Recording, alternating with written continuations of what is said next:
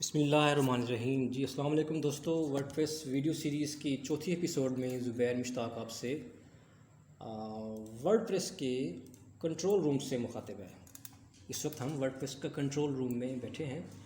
तो जनाब, जैसा कि हम जानते हैं कि किसी भी वेबसाइट जो कि डायनामिक वेबसाइट होती है उसमें हमारे पास दो सेक्शंस होते हैं। एक होता है पब्लिक सेक्शन और दूसरा होता है प्राइवेट सेक्शन। पब्लिक जो कि बाकी विजिटर्स के लिए अवेलेबल होता है, जिसे वो देख सकते हैं, और प्राइवेट सेक्शन ये हो गया कि जिसे एक बंदा या दो चार बंदे जो कि वेबसाइट के ओनर होते हैं जो एडमिनिस्ट्रेटर होते हैं उसे मैनेज कर सकते हैं। क्योंकि वर्डप्रेस एक CMS है, कंटेंट मैनेजमेंट सिस्टम, तो इसमें हम अपना कंटेंट मैनेज करने की हमारे पास इसमें ऑप्शंस, फुल फ्लेज ऑप्शंस हैं पड़ी। अच्छा, तो इस सीरीज़ में इस वीडियो में हम इसकी टर्मिनोलॉजीज़ के बारे में देखेंगे कि वर्डप्रेस के जो ऑप्शंस हैं, जो इसके सेक्शंस हैं, उनका नाम क्या है, उनको किस पर्पज़ के लिए यूज़ करते हैं। तो इसको हम स्टार्ट करते हैं पहले डैशबोर्ड से। जब हम डैशबोर्ड में एक नज़र डालते हैं तो इसमें हमारे पास यानी कि एक मुख्तसर सा हमारे पास एक ओवरव्यू होता है कि आपकी वेबसाइट की इस वक्त हेल्थ कैसी है, इस पर कोई इफ़ेक्ट तो नहीं है। इसमें एक क्विक ड्राफ्ट का सेक्शन है कि आप यहाँ पे क्विक ड्राफ्ट को सेव कर सकते हैं वगैरह, बाकी चीज़ें काफ़ी सारी हैं। और प्लगइन्स जो डेवलप करते हैं वो भी यहाँ पे अपना कोई विजेट या सेक्शन इसमें अपना डाल सकते हैं, ऐड कर सकते हैं। अच्छा, तो फिर अपडेट्स का सेक्शन हो गया हमारे पास, ये डैशबोर्ड के नीचे ही अपडेट्स का, जो हमारे पास थीम की अपडेट आ गई, प्लगइन की अपडेट आ गई, तो इसमें होती है। अच्छा, तो लेकिन जो आज का मकसद है वो ये है कि टर्मिनोलॉजी, तो पहले है पेज का। वर्डप्रेस में दो किस्म की चीज़ें होती हैं, एक है पोस्ट और है दूसरा पेज। अब पोस्ट और पेज ये दोनों इसकी वर्डप्रेस की पोस्ट टाइप हैं, पोस्ट भी और पेज भी पोस्ट टाइप है। पोस्ट टाइप क्या होती है कि वर्डप्रेस में कितनी किस्म की हम एंट्रीज़ कर सकते हैं। इसको हमने इसको हमने क्लासीफाइड किया हुआ है, इसको हमने सॉर्ट किया इस तरह से कि एक पेज होगा और एक पोस्ट होगी। पेज क्या होता है और पोस्ट क्या होता है, तो इसका सिंपल सा इसका जो ओवरव्यू है वो आपके साथ स्क्रीन इस स्लाइड के साथ शेयर की जाती है। अच्छा जी, तो हम पहले तो मैंने कहा कि दो किस्म के पोस्ट टाइप हैं, कोई पेज हो गया और पोस्ट हो गया। तो इसके अलावा भी हम अगर चाहें तो हम वर्डप्रेस में कोडिंग के ज़रिए डेवलप कर एक फ़ंक्शन के ज़रिए रजिस्टर कस्टम पोस्ट टाइप के फंक्शन के थ्रू हम एक अलग पोस्ट टाइप भी ऐड कर सकते हैं। अगर मैं चाहता हूँ कि मेरे वर्डप्रेस में एक बुक्स का सेक्शन हो जाए, तो मैं उसके लिए रजिस्टर कस्टम पोस्ट टाइप का फंक्शन यूज़ करके अपने लिए एक अलग सेक्शन बना लूँगा, तो उसमें फिर मैं काम अपनी मर्ज़ी से मैं एंट्री करता रहूँगा। अच्छा, तो अभी पोस्ट में ये होता है कि पोस्ट में आप ये समझते हैं जैसा कि हमारे पास एक सब्जेक्ट है केमिस्ट्री का, तो केमिस्ट्री के लेक्चर्स होते हैं जैसे क्लास में होते हैं। तो अब एक लेक्चर को हम कहेंगे पोस्ट। जो लेक्चर हो गया उसे आप कैटेगरी कह सकते हैं, क्योंकि पोस्ट की कैटेगरीज बनती हैं। अब कैटेगरी में अब कैटेगरी कुछ भी हो सकती है, वो अपनी यानी कि रिक्वायरमेंट के मुताबिक हम कैटेगरी को नाम देंगे। इस कैटेगरी को हम टेक्सोनॉमी भी कहते हैं। वर्डप्रेस में दो किस्म की होती हैं, टेक्सोनॉमी। तो एक जो बिल्ट इन है वो कैटेगरी है और दूसरी है टैग। ये हम कस्टम भी डेवलप कर सकते हैं, क्योंकि वर्डप्रेस में बहुत ऑप्शन है, हम कस्टम डेवलपमेंट जो मर्जी है हम कर सकते हैं, हमें फुल्ली इसमें आज़ादी है। पोस्ट की कैटेगरीज हो जाती हैं, पोस्ट के टैग होते हैं, पोस्ट में कमेंट का सेक्शन होता है। इसके अलावा साथ पेज है, जो पेज जैसा कि हमारे पास होता है, होम का पेज हो गया, अबाउट का पेज हो गया। और पेज में कैटेगरी नहीं होती, टैग नहीं होता, लेकिन पेज में पेरेंट पेज हो सकता है और चाइल्ड पेज हो सकता है। अगर हम चाहते हैं कि पेज में हम यानी कि टैग और कैटेगरी लगाएं, तो इसको हम फिर लगा सकते हैं।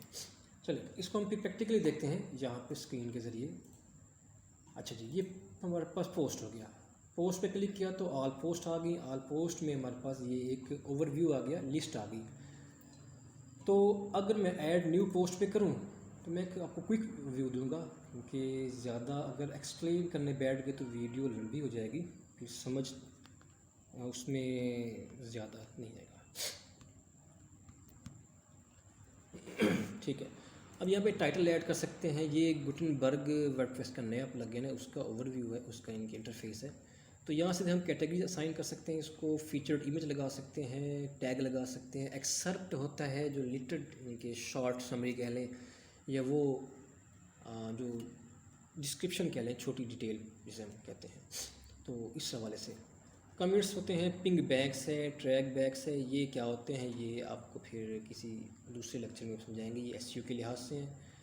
तो कैटेगरी लगा सकते हैं हम पेज पोस्ट को, और टैग लगा सकते हैं, फीचर्ड इमेज लगा सकते हैं। एक मिनट इसके लिए प्लगइन कर लूँ मैं एक, जो कि प्लगइन कर लेते हैं इसके लिए क्लासिक एडिटर का, ताकि आपके पास एक अंडरस्टैंडेबल व्यू आ जाए, एक अच्छा व्यू आ जाए, इसको हम समझ सकें। तो थोड़ा इंतज़ार कीजिएगा, आप इंटरनेट स्लो होने की वजह से वेट किया जा सकता है। हाँ, प्लगइन तो पड़े, बस एक्टिवेट करना है। नहीं जी, टाइम बच गया हमारा। अच्छा, जब मैंने प्लगइन एक्टिवेट कर दिया, तो अब अगर मैं ऐड न्यू पोस्ट पे क्लिक करता हूँ, तो ये मेरे पास वर्डप्रेस का जो डिफ़ॉल्ट पहले हमारे पास आता था एक व्यू, वो आ गया। अब यहाँ पे मैंने अपना कंटेंट डाल दिया, दिस इज़ पोस्ट। जनाब फॉर्मेट लगा सकते हैं हम कि हमारी ये पोस्ट किसका टाइप की है, ये कैटेगरी, ये लिंक है, ये गैलरी है, ये इमेज है, कोट है, स्टेटस है, क्या है। कैटेगरी लगा दी इसकी, उसके बाद इसमें टैग लगा दें। टैग क्या होता है, एसईओ के लिहाज से टैग इंपॉर्टेंट होते हैं, सर्च में काम आते हैं, एसईओ में काम आते हैं। और फिर अब इसी पोस्ट के सेक्शन में कैटेगरीज़ है, कैटेगरी बना देंगे। तो जिस तरह कैटेगरी यही है कि आपके पास अगर बुक्स की कलेक्शन है, तो एक आपकी इस्लामिक बुक्स की कलेक्शन है, एक आपकी हिस्टोरिकल बुक्स की कलेक्शन है, एक आपके नॉवेल्स हैं। तो इनको हम फिर यहाँ पे कैटेगराइज करके हम उस कैटेगरी में वो पोस्ट एंटर डालते जाएंगे। फिर हमारे पास पेज का सेक्शन है, मीडिया बाद में आते हैं। पेज जैसे कि मैंने पहले बताया कि पेज में हम कैटेगरी नहीं लगा सकते और ना ही उसको हम टैग असाइन कर सकते हैं। जब पेज बनाएंगे तो पेज क्या होता है, पेज होम का पेज हो गया, अबाउट अस का पेज हो गया। तो पोस्ट जो है ना वो कंटिन्यूसली हम पब्लिश करते रहते हैं। जो पेज होते हैं वो किसी भी वेबसाइट में हम वन टाइम बस बना देते हैं। जैसे कि हमारे पास कॉन्टैक्ट अस का पेज हो गया, उसको हमने एक दफ़ा बना के छोड़ दिया, अब उसमें हम मज़ीद अपडेट नहीं करेंगे। लेकिन जो पोस्ट हैं वो हम आती जाती रहती हैं। जैसा कि हमारे पास एक वेबसाइट है एक्सप्रेस.pk, तो इसमें इसकी देखिए, इसको ज़रा समझें। अब ये इसने कैटेगरी बनाई हुई है, दिलचस्प, अजीब, शोबिस, खेल, ये कैटेगरीज बनाई हुई हैं। और इन कैटेगरीज़ के अंदर उसने पोस्ट की हुई है। ये पोस्ट आ गई, ये भी पोस्ट आ गई, तो ये सारी पोस्ट जा रही हैं। अच्छा, मीडिया के सेक्शन में जो भी हम अपलोड करते हैं वर्डप्रेस में, उसमें इमेज हो गई, उसमें पीडीएफ की फ़ाइल हो गई, वीडियो हो गई, ऑडियो हो गई, तो जो सी भी हम करेंगे वो उसमें आती रहती हैं। अच्छा, अब कमेंट्स का सेक्शन है कि हमारे पास जो कमेंट करते हैं वो लोग, वो कैसे शो होते हैं, वो यहाँ से एंटर होते हैं और फिर पोस्ट के अंदर शो होते रहते हैं। फिर प्लगइन्स का है, प्लगइन्स हमारे पास क्या होते हैं। अच्छा, अब हम प्लगइन्स से बेसिकली वर्डप्रेस जो है ना वो बाय डिफ़ॉल्ट तो एक हमारे पास एक स्केच कह लें या एक स्केलेटन है, एक ढांचा है, उसमें हमें एक बुनियादी चीज़ दे दी गई है, उसमें हम डेवलप करें, अपनी मर्ज़ी से हम उसको कस्टमाइज़ करें। तो कस्टमाइज़ करने के लिए हम फिर प्लगइन बनाते हैं। प्लगइन क्या आता है कि एक्स्ट्रा फंक्शनैलिटी ऐड करने के लिए यूज़ होते हैं। जैसा कि वर्डप्रेस जो बाय डिफ़ॉल्ट आता है हमारे पास, उसमें फॉर्म की ऑप्शन नहीं है कि हम उसमें फॉर्म नहीं लगा सकते। फिर हम उसमें ये प्लगइन करते हैं कॉन्टैक्ट फॉर्म 7 का, जो कोई भी प्लगइन कर लें आप, फॉर्मिनेटर प्लगइन कर लें, हम उसमें WP फॉर्म्स का प्लगइन कर लें, हम कोई भी प्लगइन यूज़ कर लें जो कि फॉर्मिडेबल प्लगइन यूज़ कर लें, ग्रेविटी फॉर्म्स यूज़ कर लें, बला वगैरह। तो प्लगइन को यूज़ करके हम अपनी मर्ज़ी से उसमें एक्स्ट्रा फीचर डाल सकते हैं। तो अब प्लगइन कहाँ से करेंगे हम, मैं ऐड न्यू पे क्लिक करता हूँ, तो इसका जो कनेक्शन बन जाता है वो बनेगा जनाब, ये जो हमारे पास wordpress.org के प्लगइन्स का है, इसके साथ कनेक्ट करके यहाँ पे कितने प्लगइन्स पड़े हैं, ये कहता है कि 58,330 प्लगइन्स मेरे पास हैं पड़े।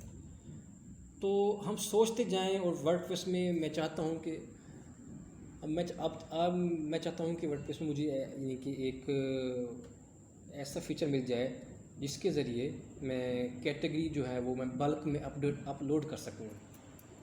तो वैसे बाय डिफ़ॉल्ट इस वर्डप्रेस में ऑप्शन नहीं है, तो मैं फिर बल्क कैटेगरी रीलोड के नाम से प्लगइन होगा, उसको मैं डाउनलोड करूँगा, उसमें मैं अपनी CSV की फ़ाइल बना के अपलोड कर दूँगा, तो वो एक ही दफ़ा सारी कैटेगरी सब कैटेगरी बना देगा।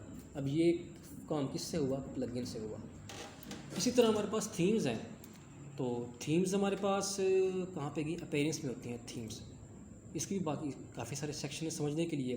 थीम्स मैं कोई भी थीम उठा के लगा सकता हूँ wordpress.org/themes पे। यहाँ पे हमारे पास 8270 थीम्स पड़ी हैं। खुद भी बना सकते हैं कस्टम थीम, बेतहाशा बनी हुई है, मैं खुद भी कस्टम थीम बनाता रहता हूँ, जो कि यहाँ पे लिस्ट नहीं है। तो अब इनमें से कोई भी आपको डिज़ाइन पसंद आता है, आप यहाँ से डाउनलोड करके या यहाँ पे अपलोड कर दें, ऐड न्यू करके इसको अपलोड कर दें। ठीक है, जिप फाइल की फॉर्मेट में होगा वो थीम, वो अपलोड करेंगे, तो अपलोड होने के बाद उसे एक्टिवेट कर देंगे, तो जनाब आपकी वेबसाइट का जो डिज़ाइन है, जो लेआउट है, वो चेंज हो जाएगा। जैसा कि अभी जो मेरी वेबसाइट का डिज़ाइन है वो देखिए इस तरह से आ रहा है। अब अगर मैं इसमें कोई और थीम ऐड करता हूँ, मैं चाहता हूँ कि जो ये बैंड्स का थीम है इसे मैं एक्टिवेट करता हूँ, तो जो वेबसाइट की लुक है, जो डिज़ाइन है, वो चेंज हो जाएगी। जी, तो एक सेकंड में या मिनट कह लें कि उसमें हमने वेबसाइट को, हमने डिज़ाइन को रीलोड कर दिया। अच्छा उसके बाद फिर प्लगइन्स मैंने बता दिया।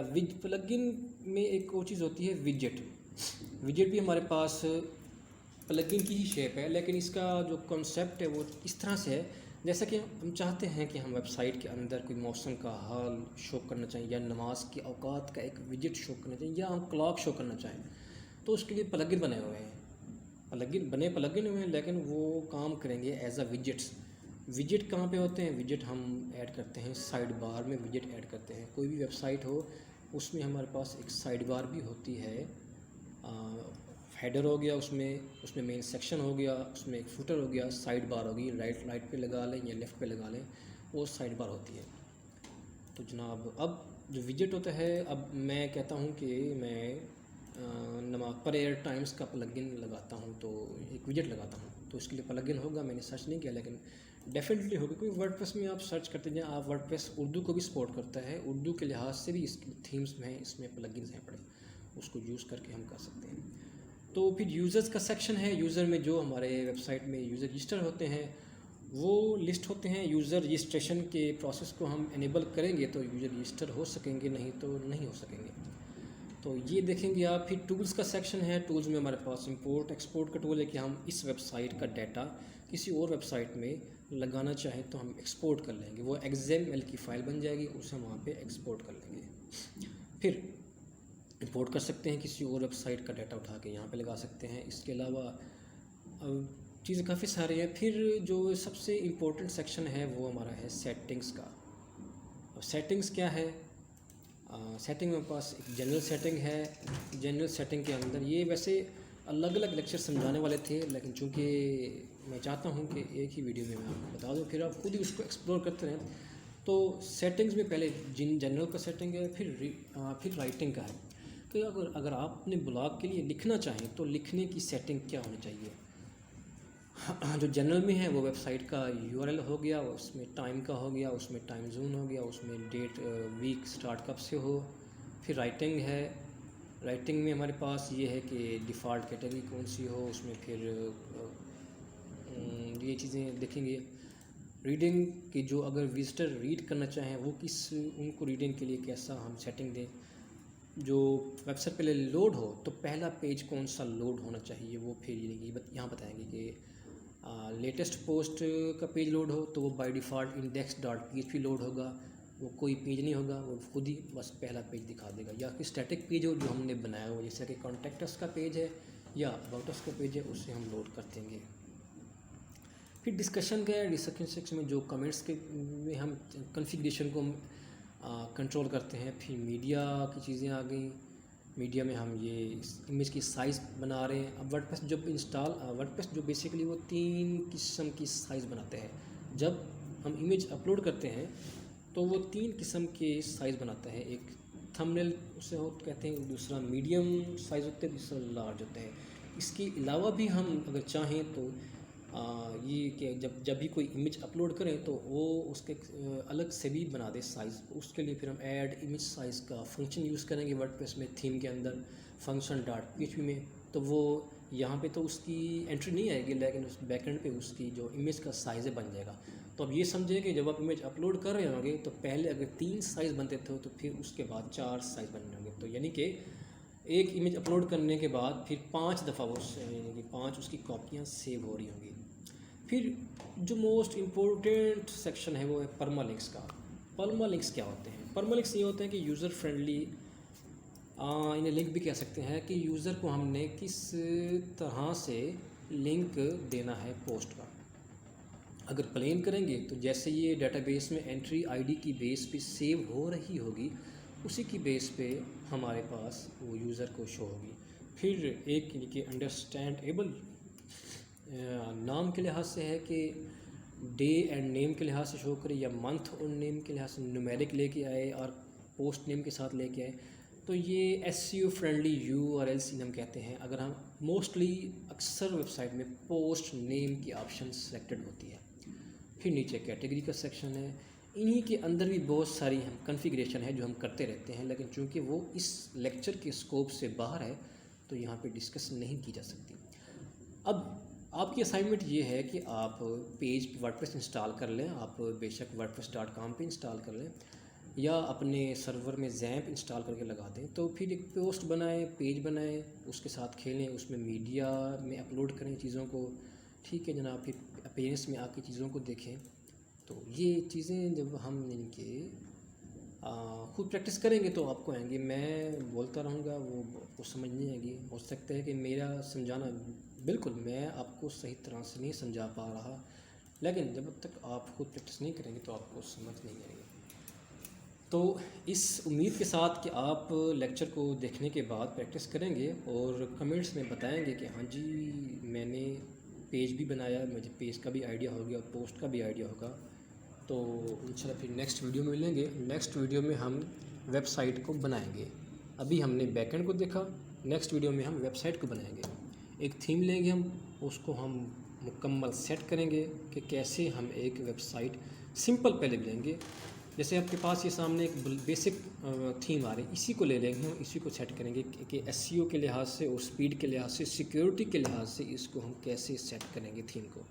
तो इंशाल्लाह उम्मीद काफ़ी है कि हम ये काम करेंगे। दुआओं में याद रखें। वैसे भी रमज़ान शरीफ है तो दुआ कीजिए। अस्सलाम वालेकुम, अल्लाह हाफ़िज़।